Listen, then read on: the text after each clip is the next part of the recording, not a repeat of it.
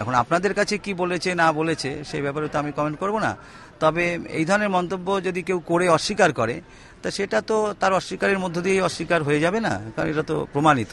স্পটে ছিল? হ্যাঁ, নিশ্চয়ই পরে ছিলেন, শুধু কেন, তিনি ঘটনাটা ঘটিয়েছেন। আমার সামনে ঘটনা ঘটেছে এবং আমি সেটা ক্যামেরা বন্দি করে রেখেছি ছবি।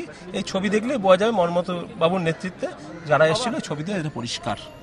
এবং এর আগে আরেকটা কথা বলেছি, যাদবপুর ইউনিভার্সিটি এমপ্লয়িজ অ্যাসোসিয়েশন আমাদের ইউনিয়ন রুম 17ই অক্টোবর ওপেনিং হয়েছিল, সেখানেও শোভনদার উপর আক্রমণের একটা চেষ্টা হয়েছিল, কিন্তু সেটা সেদিন ব্যর্থ হয়েছে। এবার আমরা মনে করি এবার হয়তো আরেকটা ইয়েতে ওনাকে উপর ঝাঁপিয়ে পড়া হয়েছে। এটা খুব অশোভনীয় ঘটনা ঘটেছে, বিশেষ করে বিশ্ববিদ্যালয়ের চত্বরের মতো একটা জায়গায়। এখানে বিশ্ববিদ্যালয় কর্তৃপক্ষ এখনো পর্যন্ত সেই হামলাকারী বা দুষ্কৃতকারীকে কিন্তু এখনো পর্যন্ত কোনো রকম শাস্তিমূলক ঘটনা ঘটালেন না। দল কি করবে সেটা দলের ব্যাপার, কিন্তু বিশ্ববিদ্যালয় কর্তৃপক্ষের উচিত ছিল যে বিশ্ববিদ্যালয়ের মধ্যে ঢুকে একজন অনারেবল পার্সনকে যেভাবে ফিজিক্যালি অ্যাসল্ট করা হলো, এতে করে দল বিশ্ববিদ্যালয় কর্তৃপক্ষ বেশি ঘরের সামনে, এবং সেটা কর্তৃপক্ষের উচিত ছিল মনমত রঞ্জন বিশ্বাস নামক সেই দুষ্কর্মকারীকে দৃষ্টান্তমূলক শাস্তি দেওয়া।